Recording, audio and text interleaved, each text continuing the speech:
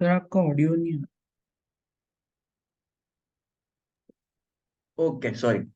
सो मैं बोल रहा था कि पैरेलल में सीरीज में जब रेजिस्टेंस होते हैं तो वोल्टेज प्रोपोर्शनल टू R1 होता है। एंड जब पैरेलल में रेजिस्टेंस होते हैं तो current inversely proportional to R होता है वो।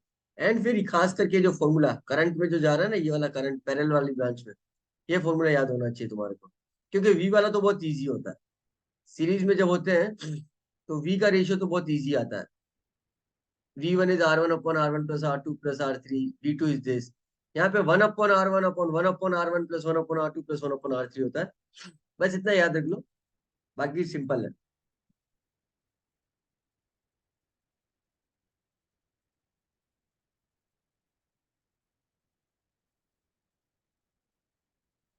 ओके, तो आगे चलते हैं। A wire resistance 10 ohm is bent to form a complete circle. Find the resistance between two diametrically opposite points. Okay, तो हमारे पास एक वायर है जिसका रेजिस्टेंस कितना है, 10 ओम है। और अपन ने उसका क्या बना दिया, सर्कल बना दिया। और फिर उसके डायमेट्रिकली अपोजिट एंड पे अपने को रेजिस्टेंस निकालना है। सो जैसे ये वायर है पूरा, इस पूरे वायर को अपन ने सर्कल बना दिया। उसका पूरे का रेजिस्टेंस 10 ओम है। और यहाँ पे अपन ने इसको इन दो पॉइंट्स के बीच में अपने को अफेक्टिव रेजिस्टेंस निकालना है। ओके, तो इसका ये मतलब हो गया, अपन ने इन दोनों पॉइंट्स पे से अपन ने बैटरी को कनेक्ट कर दिया। इसका ये मतलब हो गया। ओके, सो अब क्या होगा, अगर करंट आई यहाँ से आएगा तो यहाँ पे आके कुछ करंट यहाँ पे जाएगा और कुछ करंट यहाँ पे जाएगा। अगर अपन इसको ऐसे विजुअलाइज करें तो ये एक तरह से ऐसे हो गया। जो करंट यहाँ पे जा रहा है इसको मान लो कि यहाँ पे रेजिस्टेंस R1 है, और जो करंट यहाँ पे आ रहा है तो मान लो कि ये रेजिस्टेंस R2 है। पूरे वायर का जो रेजिस्टेंस था वो कितना है, 10 ओम है। तो इसका मतलब जो ऊपर वाला पार्ट है वो आधा है, इसका रेजिस्टेंस 5 ओम हो गया। और नीचे वाला पार्ट भी आधा है, उसका रेजिस्टेंस भी 5 ओम हो गया। सो वी कैन से कि ये 5 ओम और 5 ओम के दो रेजिस्टेंस पैरेलल में होगा। सो 1/R क्या हो जाएगा, 1/5 प्लस 1/5, तो R क्या हो जाएगा, 5/2 विच इज 2.5। तो अफेक्टिव रेजिस्टेंस जो आ जाएगा वो 2.5 ओम आ जाएगा। Is this clear? यस। तो इसका एक जनरल रिजल्ट बताऊं मैं तुम लोगों को। एक जनरल रिजल्ट ले लेते अपन इसका। अगर ये पूरा वायर है जिसका रेजिस्टेंस R है, अगर अपन इसको n पार्ट्स में ब्रेक कर दे तो हर एक पार्ट का रेजिस्टेंस कितना हो जाएगा, R/n, R/n, R/n, R/n, right. और अगर अपन इन सबको पैरेलल में कनेक्ट कर दे, इन सबको, इन n रेजिस्टेंस जो अपने टुकड़े किए उन सबको पैरेलल में कनेक्ट कर दे, तो 1/R अफेक्टिव कितना हो जाएगा, n/R प्लस n/R, कितने टाइम्स, n टाइम्स। तो R अफेक्टिव कितना हो जाएगा, ये हो जाएगा n इंटू n/R। तो R इफेक्टिव कितना हो जाएगा, R/n²। जैसे यहाँ पे क्या हो गया, 10/4 हुआ है, तो R/n² हो जाएगा। तो अगर एक रेजिस्टेंस को n पीसेस में कट करके उन n पीसेस को अगर पैरेलल में कर दूंगा तो उसका अफेक्टिव रेजिस्टेंस आएगा वो R/n² आ जाएगा। नीट के लिए तो तुम सीधे इस रिजल्ट को याद कर सकते हो। ऐसे रिजल्ट जो होते हैं ना नीट के एग्जाम में, तो सीधे अप्लाई किए जा सकते हैं। इनफैक्ट जेई मेंस में भी अप्लाई किए जा सकते हैं। एडवांस में कोई फायदा नहीं होता, ऐसे इजी सवाल नहीं आता एडवांस। क्लियर है? यस। चले आगे।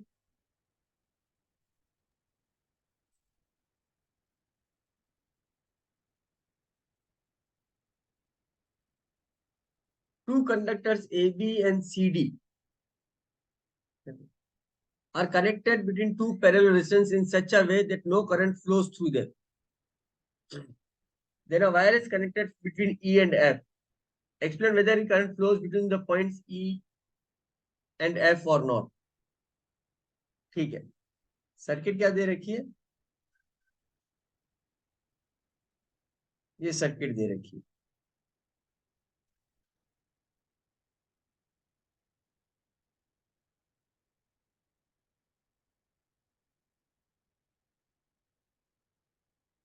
यहां से करंट आएगा, करंट इधर आएगा, करंट इधर चला जाएगा और डिवाइड हो जाएगा। और ये point A B C D mark करके, इसको ए बोल रखा है, इसको बी बोल रखा है, इसको सी बोल रखा है और इसको डी बोल रखा है।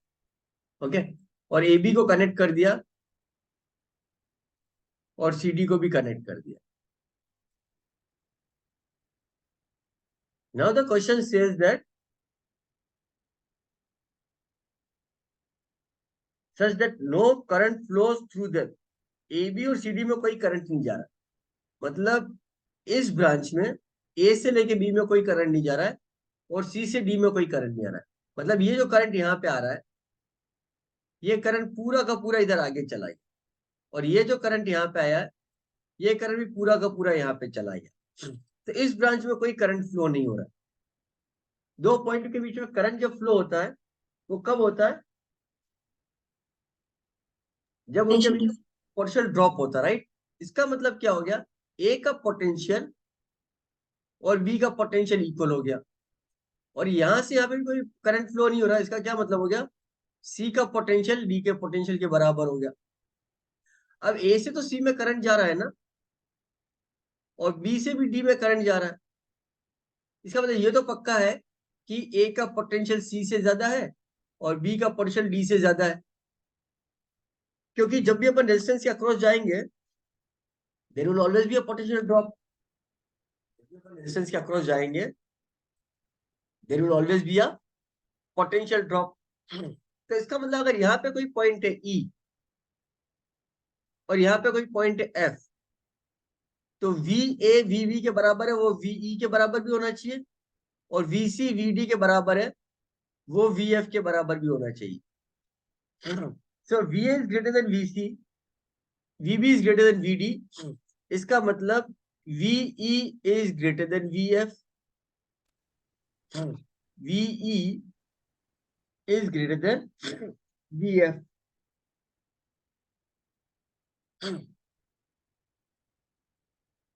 ओके,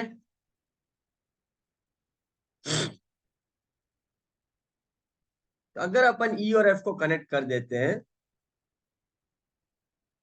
अगर हम ई और एफ को कनेक्ट कर देते हैं किसी भी रेजिस्टेंस या जो भी, तो ई का पोटेंशियल हमेशा एफ से ज्यादा होगा, तो इस डायरेक्शन में करंट जाएगा ही जाएगा, ई से एफ की तरफ करंट जाएगा। Okay,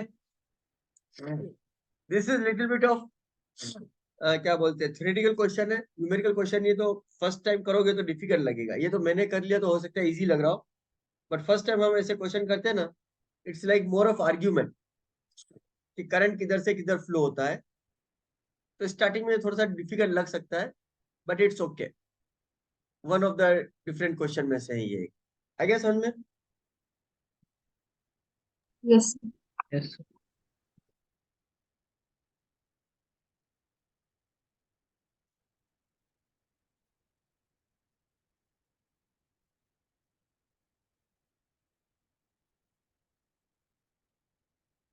next question.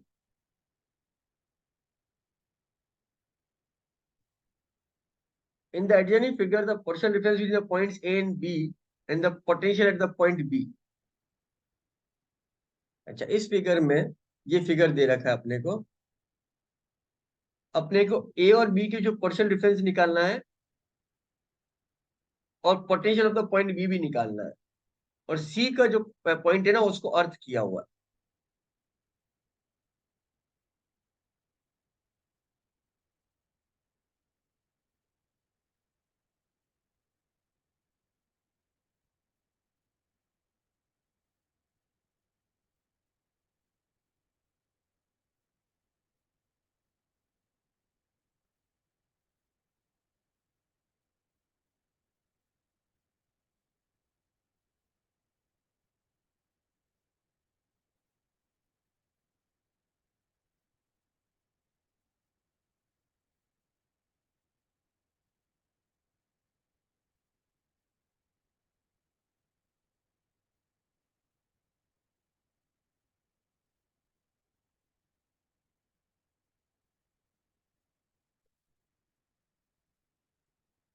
ये सब रेजिस्टेंस 7 ओम के दे रखे हैं।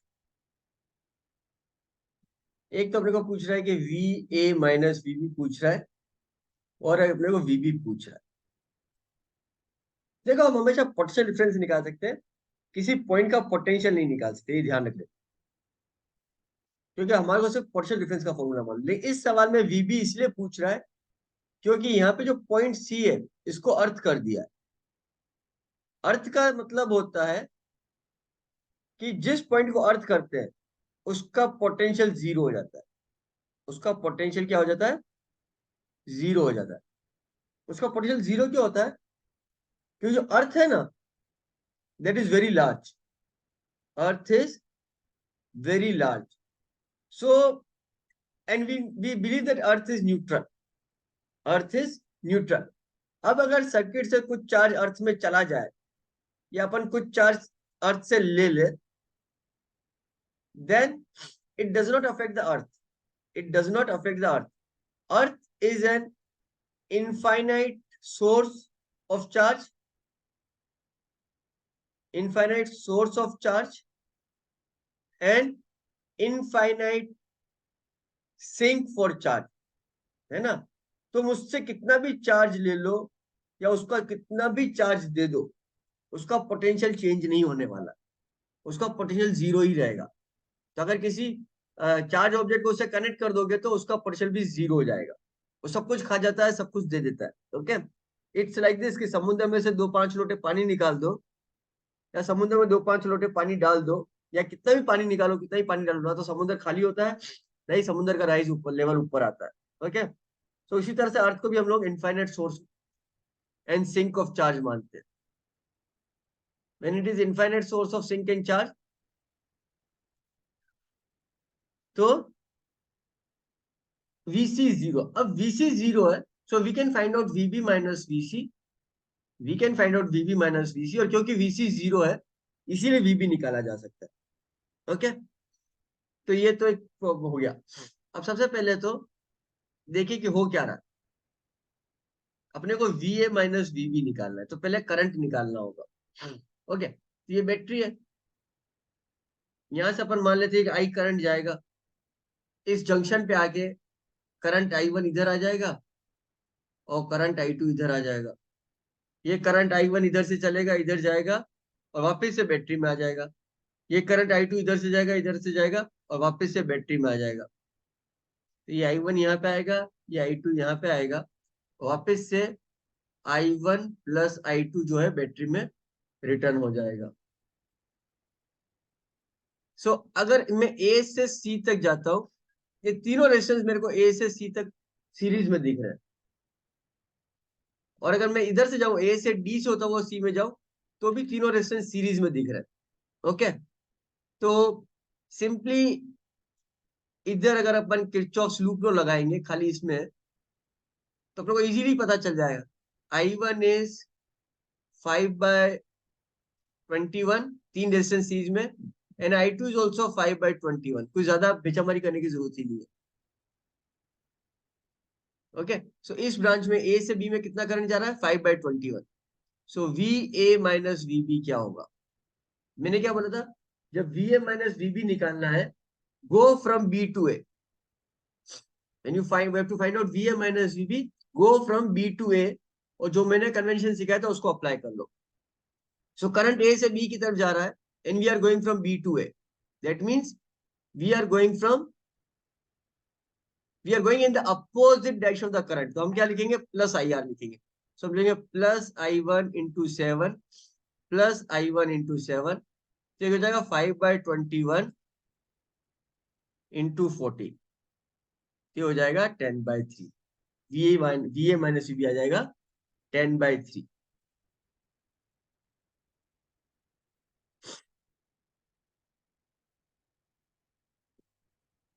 आया समझ में?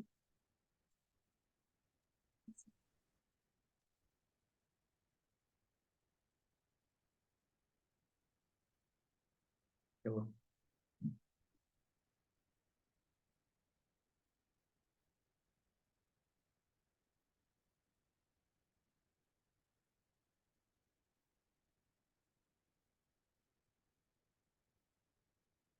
Any doubt? No sir. Yes. आगे चले। अब अपने को VB निकालना है। तो VC 0, तो अपन क्या करते हैं, VB माइनस VC निकालते हैं। VB माइनस VC निकालना है, तो वापस से क्या करेंगे अपन, C से B की तरफ जाएंगे। तो C से B की तरफ जाना, we are going opposite direction of current. तो क्या हो जाएगा, I1 into 7 which is what 5/21 into 7 हो जाएगा 5/3। और VC 0 है। VC 0 क्यों है, क्योंकि उसको अर्थ कर रखा। तो VB माइनस 0 यानी कि VB 0 5/3 वोल्ट हो जाएगा। तो potential of B will be 5/3 volt. ये अपने आप में एक यूनिक सवाल है, कॉन्सेप्ट, ये मतलब यूनिक कॉन्सेप्ट है कि किसी पॉइंट का पोटेंशियल निकालना होता है किसी सर्किट में, तो 100% या तो उस सर्किट के किसी पॉइंट को अर्थ किया होगा, या रैंडमली किसी पॉइंट का पोटेंशियल बता दिया गया होगा, इस पॉइंट का पोटेंशियल ये है। दोनों में से एक चीज होगी। So this is a unique concept कि किसी एक पॉइंट का पोटेंशियल पूछा जाए अपने को सवाल। Okay, this can only happen when या तो किसी पॉइंट का पोटेंशियल बताया हुआ है अपने को, या फिर किसी पॉइंट के पोटेंशियल को, किसी पॉइंट को सर्किट में अर्थ कर दिया गया। Is this clear?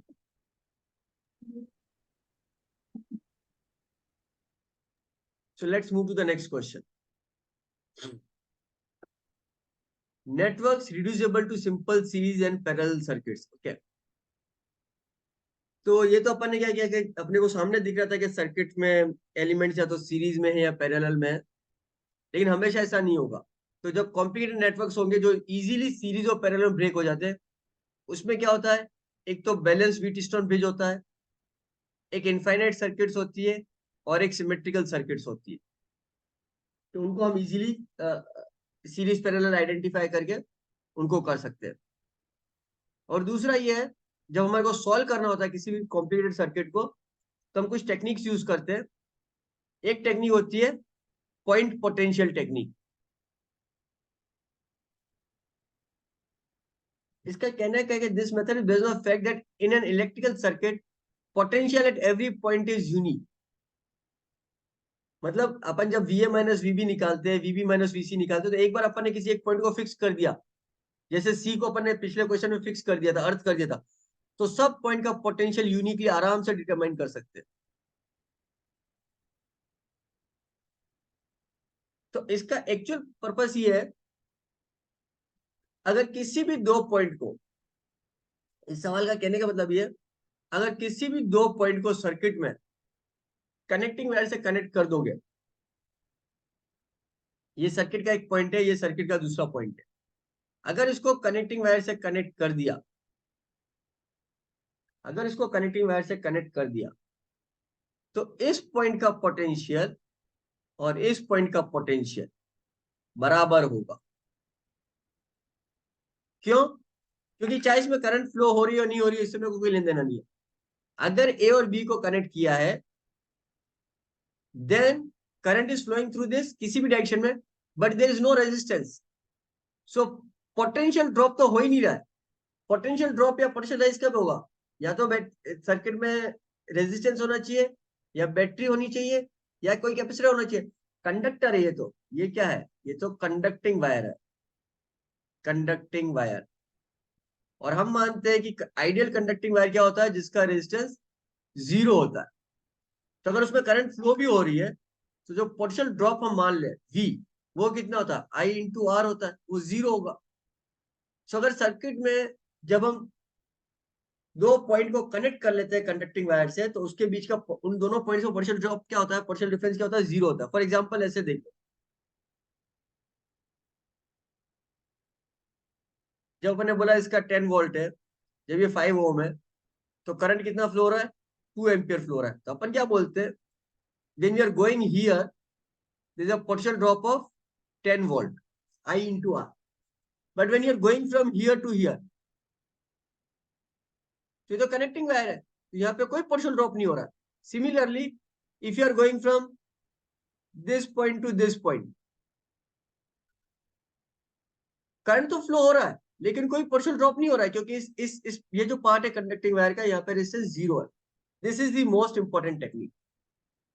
तो या तो जिस दोनों पॉइंट्स को कनेक्टिंग वायर से जोड़ा हुआ है they are at the same potential, या फिर अगर तुम्हें मालूम है कि दो पॉइंट सेम पोटेंशियल पे है तो तुम उन दोनों पॉइंट्स को ज्वाइन कर सकते हो। जो पॉइंट सेम पॉइंट पे है, पोटेंशियल पे है, अगर उनको कनेक्टिंग वायर से कनेक्ट कर लो कुछ नहीं होगा, तो उसको तुम आराम से ज्वाइन कर सकते हो, उनको क्लब कर सकते हो। अगर सेम पोटेंशियल पे नहीं तो कनेक्ट नहीं करोगे। सपोज ए और बी सेम पोटेंशियल पे नहीं है, और अगर तुमने उसको कनेक्टिंग वायर से कनेक्ट कर दिया तो क्या हो जाएगा, वो सेम पोटेंशियल पे आ जाएंगे, तो सर्किट चेंज हो जाएगी। You can not change the circuit. Do you understand the difference?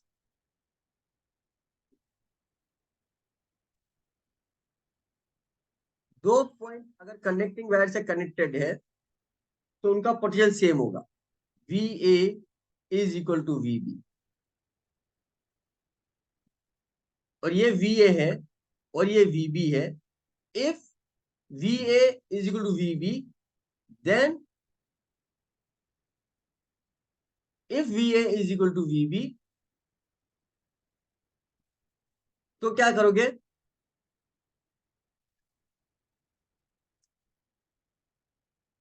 ये ए है ये बी है, if V A is equal to V B, you can and you can connect A and B with conducting wire, क्योंकि कुछ change नहीं होगा, कुछ change नहीं होगा, तुम कनेक्ट कर सकते हो। पर अगर ये ए और बी है and if V A is not equal to V B, और फिर अगर तुमने इसको कनेक्ट कर दिया and now if you connected, now if you connect, तो मैंने क्या बोला था कि जब कोई दो पॉइंट्स कनेक्टिंग वायर से कनेक्टेड है तो उनका पोटेंशियल सेम होता है। तो now if you connect it, what happens, VA is equal to VB. That means circuit is modified, क्योंकि VA और VB चेंज हो गया है, इक्वल हो गए, सर्किट मॉडिफाई हो गई है, तो हम ऐसे कनेक्ट नहीं कर सकते। आया समझ में? उतारना? नहीं उतारो, उतारो इसको, पता है नहीं पता है की बात नहीं है, you should copy each and everything. कब क्या करना है कब क्या नहीं करना है, एक्चुअली क्वेश्चन डिफिकल्ट तब हो जाता है जब वो असर्शनिज्म बन के आएंगे, कॉन्सेप्चुअल आएंगे। न्यूमेरिकल क्वेश्चंस में ज्यादा प्रॉब्लम नहीं आती है बच्चों को।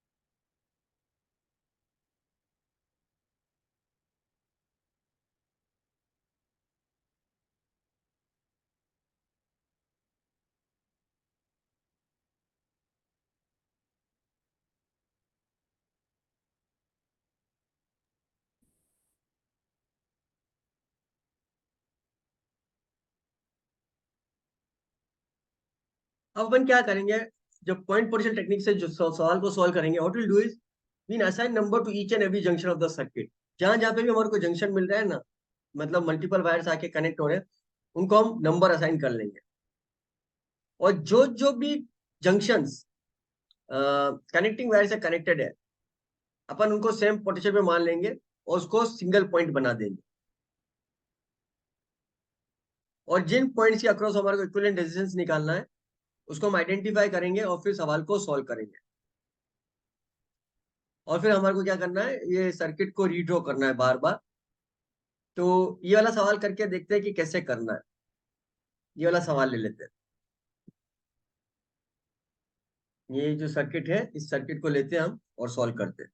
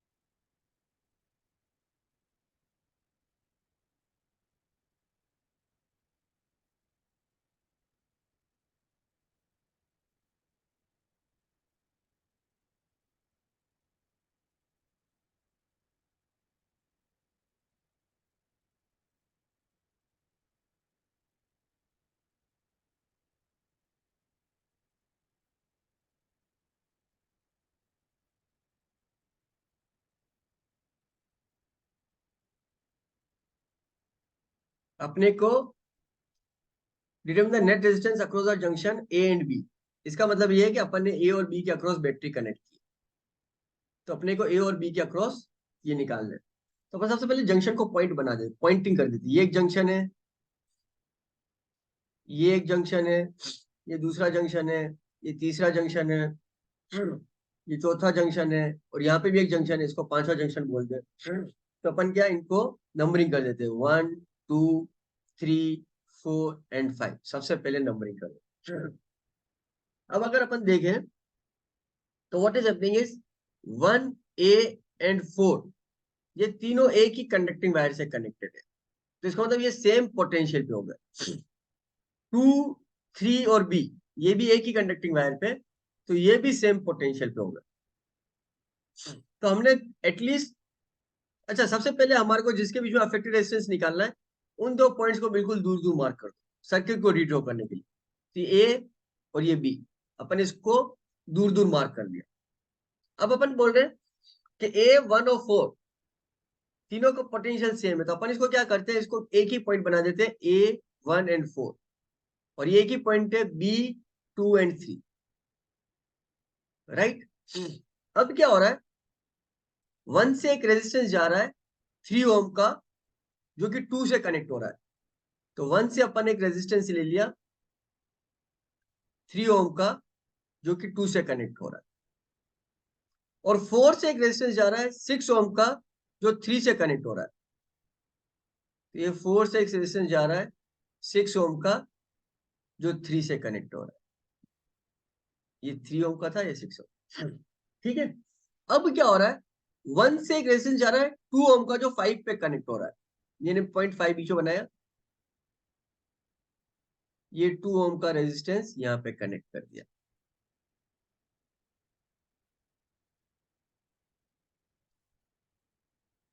और 4 से एक रेजिस्टेंस जा रहा है 4 ओम का, जो 5 पे कनेक्ट हो रही है। ये मेरा 0.5 है।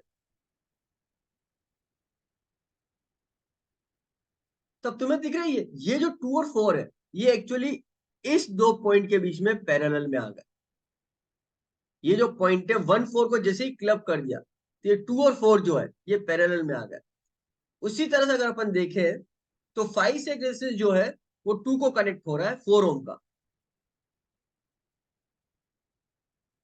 ये हो गया 4 ओम का। और 5 से एक रेजिस्टेंस जो है 8 ओम का, वो 3 को कनेक्ट हो रहा है।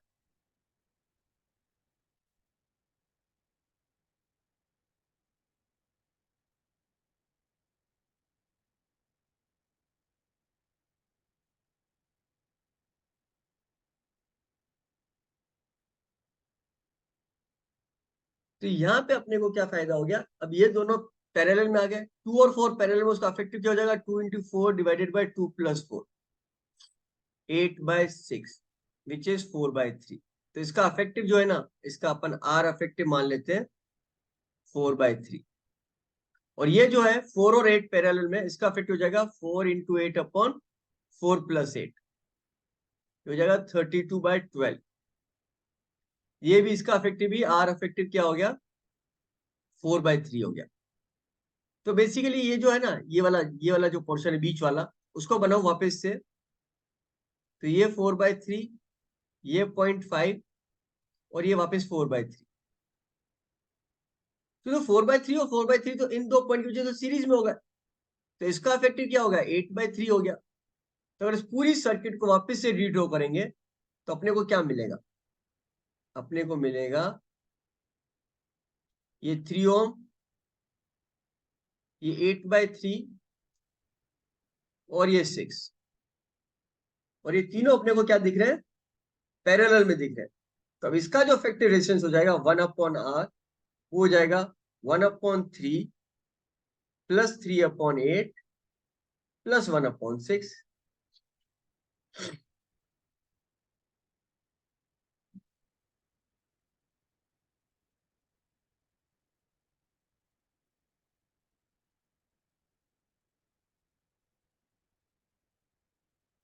आर क्या हो जाएगा, 24/50, 8/5। तो अफेक्टिव रेजिस्टेंस जो हो जाएगा वो आ जाएगा 8/5 ओम। कुछ गलती कर दी क्या?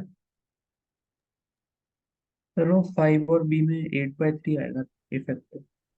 अच्छा, 8/3 आएगा, तो मैंने क्या लिया है, 4/3। कहाँ पे 4/3 लिया है? 5 और B के बीच में जो पैरेलल रेजिस्टेंस। 5 और 3 की, 8 into 4, ये वाला। हाँ, यस यस 8/3 तो है। ओ, मैंने 4/3 ले लिया यार। ओके ओके ओके ओके, तो ये 8/3 है। तो अफेक्टिव क्या हो गया, 12/3, वो तो 4 हो गया, तो यहाँ पे 4 हो जाएगा, सॉरी। हाँ हाँ हाँ हाँ। तो ये 1/4 हो जाएगा, तो अफेक्टिव पूरा चेंज हो जाएगा।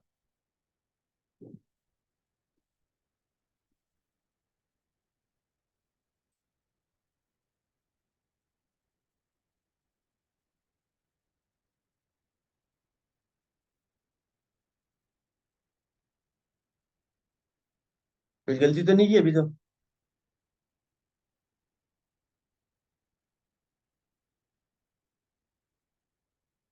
4/3 आया, आया समझ में?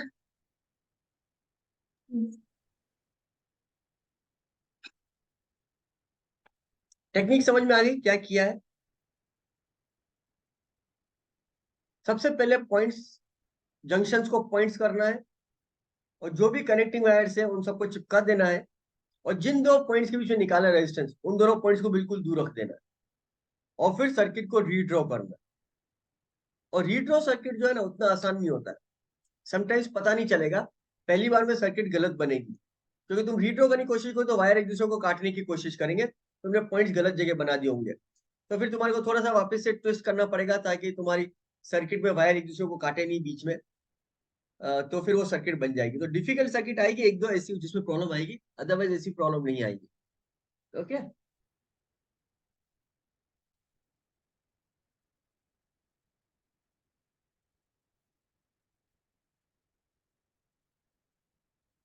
क्लियर है?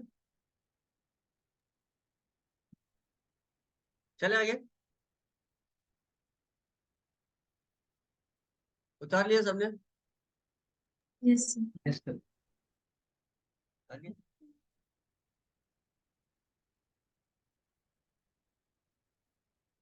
अब तुम देखो यहाँ पे, जैसे जैसे मैंने यहाँ पे बिल्कुल अलग तरीके से सर्किट बनी है ना, मैंने जब रीड्रॉ किया है तो 0.5 को बाहर निकाल दिया है, और मेरी सर्किट जो है इसमें मैंने 0.5 को बीच में रखा है।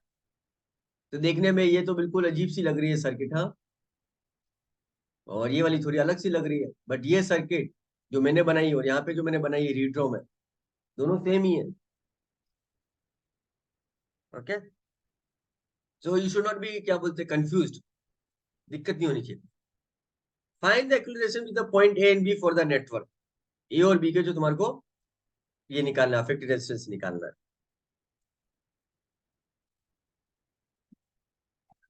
ओके, टाइम खत्म हो गया है, सो हम इस सवाल को नेक्स्ट क्लास में करेंगे। तो क्लास को हम लोग यहीं पे रोक देते हैं अभी।